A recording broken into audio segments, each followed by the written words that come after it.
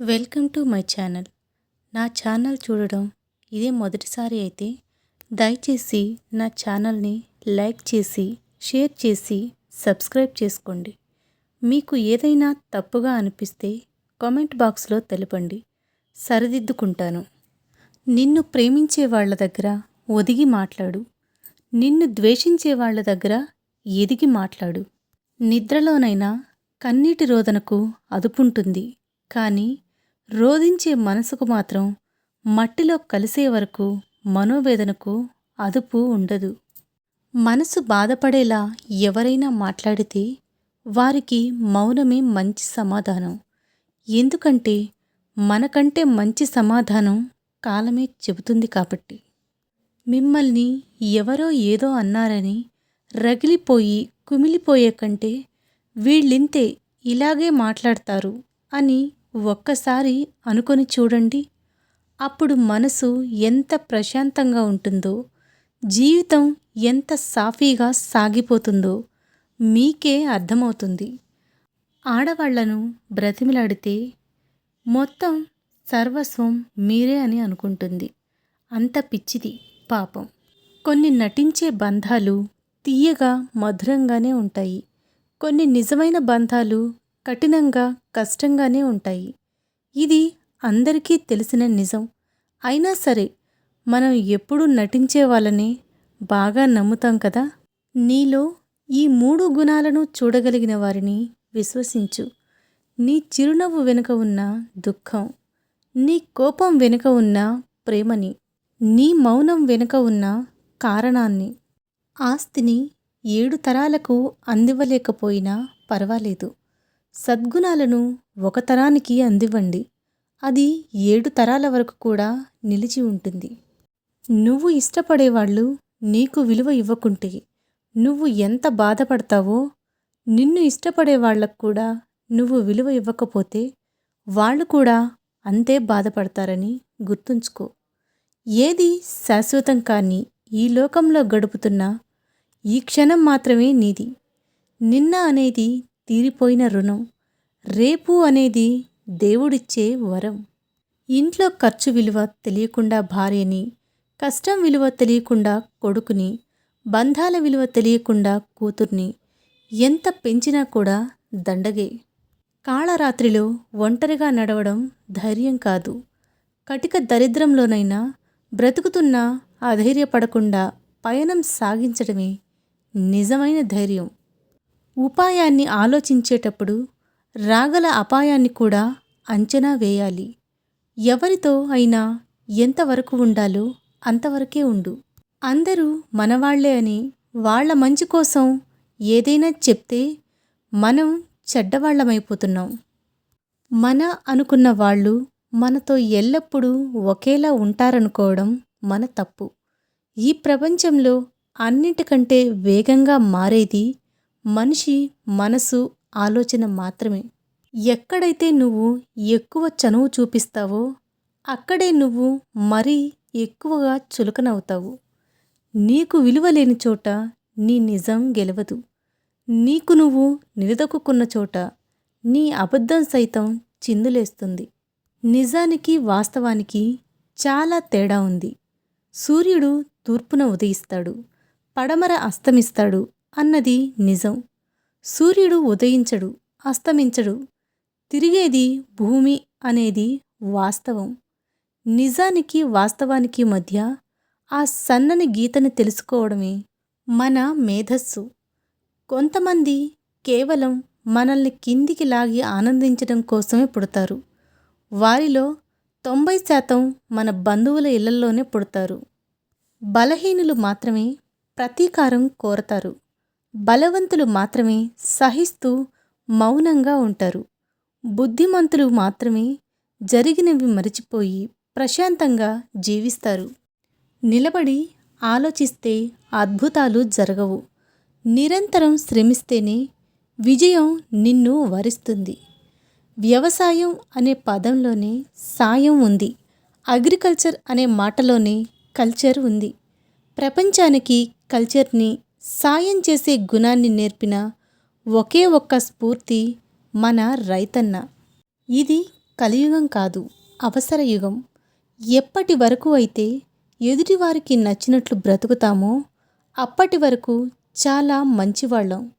కానీ ఒక్కసారి మన మనసుకు నచ్చినట్లుగా మనం బ్రతకడం మొదలు పెడతామో సెకండ్లలో చెడ్డవాళ్ళం అయిపోతాం. కోరికలు సముద్రం లాంటివి. ఒడ్డుకు చేరిన అలకు ఆనందం, మధ్యలో ఉన్న అలకు ఆరాటం, తీరం చేరని అలకు విషాదం. అన్నీ తెలిసి ఇంకా ఏదో కావాలనుకుంటామే, అదే జీవితం. రోజులు మారాయి. ఇదివరకి రోజుల్లో ఒక మంచి పని చేస్తే 10 మంది మిత్రులు అయ్యేవాళ్ళు. ఈ రోజుల్లో ఒక మంచి పని చేస్తే 25 మంది శత్రువులు తయారవుతున్నారు.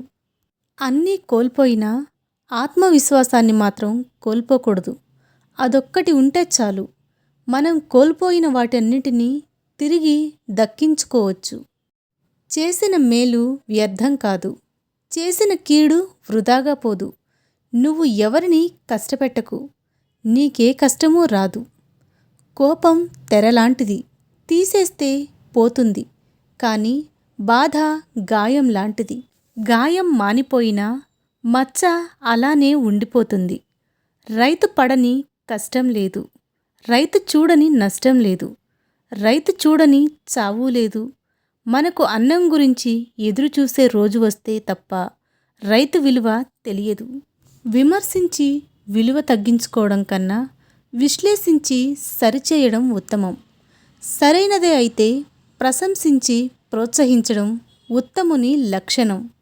ఓ ఆలోచన అగాధంలోకి నెట్టేస్తుంది, ఓ ఆలోచన ఆకాశానికి ఎత్తేస్తుంది. ఏదైనా మన ఆలోచన విధానాన్ని బట్టే మారుతూ ఉంటుంది. కేవలం డబ్బుంటే సరిపోదు, మంచి వ్యక్తిత్వం ఉంటేనే సమాజం మనల్ని గౌరవిస్తుంది. ఇతరులు నిన్ను రెచ్చగొట్టినా చిరాకు పడి పరుష భాషతో సమాధానం చెప్పకు, మౌనంగా ఉండు. ఒంటరిగా 100 కేజీలు బరువుని మోయగలం, కానీ ఒంటరిని చేసే ఒక్క జ్ఞాపకాన్ని కూడా మనం మోయలేం కదా. ఎవరి తప్పులు వారు తెలుసుకోవడానికి సమయం ఉండదు. కానీ అదేం విచిత్రమో, ఎదుటివారి తప్పులను వేలెత్తి చూపటానికి మాత్రం కావలసినంత తీరిక, సమయం రెండూ దొరుకుతాయి. పేదరికంలో ఉన్నప్పుడు నిజాయితీగా ఉండు, సంపద కలిగినప్పుడు సామాన్యంగా ఉండు, అధికారంలో ఉన్నప్పుడు వినయంగా ఉండు, కోపంలో ఉన్నప్పుడు మౌనంగా ఉండు. బాణాన్ని చూసి నేర్చుకోవాల్సింది ఒకటి ఉంది. కొంచెం వెనక్కి తగ్గితే ఎంతో దూరం వెళ్ళగలము అని. అక్షరాలు ఎప్పుడూ ఒంటరివే. జత చేస్తేనే అవి పదాలవుతాయి, కలిస్తేనే కథలు చెప్తాయి. ఈక ఊడిందని ఎగిరే పక్షి తన పయనం ఆపుతుందా? నీతి లేని వాళ్ళు నిందలు వేశారని నువ్వు ఆగిపోతావా? బయటకు కనిపించే రంగు రూపాన్ని చూసి ఎవరిని అంచనా వేయకండి. ఎందుకంటే నోరు తెరిచే వరకు కాకి, కోకిల రెండూ ఒకేలా ఉంటాయి కదా. డబ్బు నుంచి వచ్చే ప్రేమ దీపం లాంటిది, అది నూనె ఉన్నంతవరకే వెలుగుతుంది. మనసు నుంచి వచ్చిన ప్రేమ సూర్యుని లాంటిది, అది సృష్టి ఉన్నంతవరకు వెలుగుతూనే ఉంటుంది. దేవుడు అందరినీ ఒకేలా చూస్తాడు, సమయం అందరికీ ఒకేలా ఉంటుంది. అయినా కొందరు ఆనందంగా, మరికొందరు విచారంగా ఉండడానికి కారణం వారి వారి కర్మలే. చేసుకున్న వారికి చేసుకున్నంత అనేది సామెత కాదు, అక్షర సత్యం. వినడంలో తొందరపడాలి, కానీ మాట్లాడడంలో తొందరపడకూడదు. ఎవరెంత అందమైన వేషం వేసినా పరిస్థితులు, కాలం వారి వారి నిజస్వరూపాలను, గుణగణాలను ఎప్పుడో ఒకప్పుడు బట్టబయలు చేయడం తథ్యం. నలుగురు మంచి చెప్పేవాళ్ళు లేకపోవడం కూడా పేదరికమే అవుతుంది. నీ జీవితం అనే కథలో చాలామంది పాత్రధారులు ఉండొచ్చు, కానీ చివరి అధ్యాయంలో ఉండేది మాత్రం కొందరే. అందరికీ అందుబాటులో ఉండకండి, అలుసుగా మారతారు. ఎవరితో ఎంతవరకు ఉండాలో అంతవరకే ఉండండి. అర్హత లేని వారికి అతి చనువు ఇవ్వడం ఆత్మాభిమానానికి హానికరమే అవుతుంది. చెడు చేస్తున్న వారికన్నా చెడును చూస్తూ మౌనంగా ఉన్నవారి వల్లే ఈ ప్రపంచానికి ఎక్కువ ప్రమాదం. జీవితం అంటే మనకు ఎదురయ్యే ప్రశ్నలకు సమాధానాలు వెతుక్కోవడమే. ఒక మనిషి తాను బ్రతికుండడంలో లేదు విశేషం, ఇంకొకరిని బ్రతికించడంలోనే ఉంటుంది. నువ్వు చేసిన కృషికి అవకాశం తోడైతే దాన్నే అదృష్టం అంటారు. జీవితమే శాశ్వతం కానప్పుడు జీవితంలో వచ్చే సమస్యలు మాత్రం శాశ్వతం ఎలా అవుతాయి? అందుకే ప్రతి నిమిషం నువ్వు నవ్వుతూ సంతోషంగా గడుపు.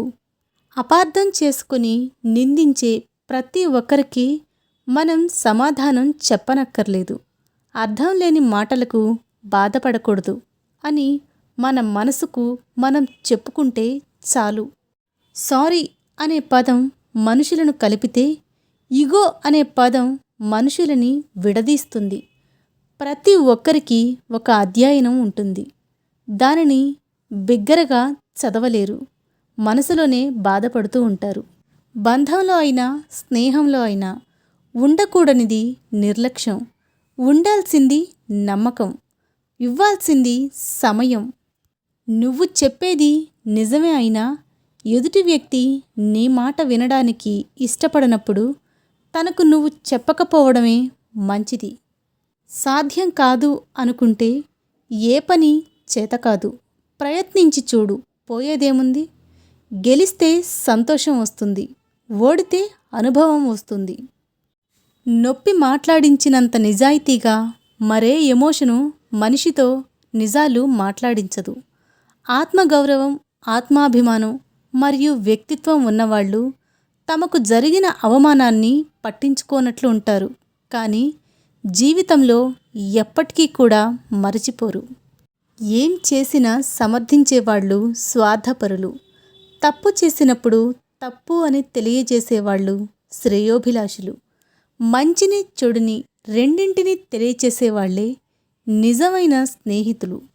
కట్టుకథలు చెప్పగలిగేవారు మాత్రమే ఈ ప్రపంచాన్ని పాలించగలరు, నిజాలు చెప్పేవాళ్ళు కాదు. కొందరి కోసం మనం భరించలేనంత బాధను కూడా భరిస్తాం. ఎందుకో తెలుసా? బాధ కన్నా వారితో బంధం ముఖ్యం కాబట్టి. కానీ వారికి ఆ విషయం ఎప్పటికీ కూడా అర్థం కాదు. కోపంలో ఉన్నప్పుడు సమాధానం చెప్పకు. సంతోషంలో ఉన్నప్పుడు వాగ్దానం చెయ్యకు. ఒత్తిడిలో నిర్ణయం తీసుకోకు. మానవుడు ద్వేషంతో ధనవంతుడు కాలేడు, కోపంతో గుణవంతుడు కాలేడు, కానీ మంచితనంతో మాత్రం మాధవుడు కాగలడు. ఎంతటి సమస్యనైనా ఎదుర్కోవడానికి నీ కళ్ళు, కాళ్ళు, చేతులు అన్నీ సిద్ధంగానే ఉంటాయి. మొద్దుబారిపోయేది నీ మెదడు మాత్రమే.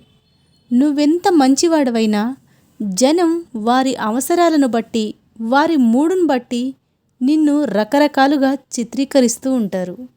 ఈ ప్రపంచంలో బలహీనతను మించిన దుఃఖం, భయాన్ని మించిన రోగం మరొకటి లేవు.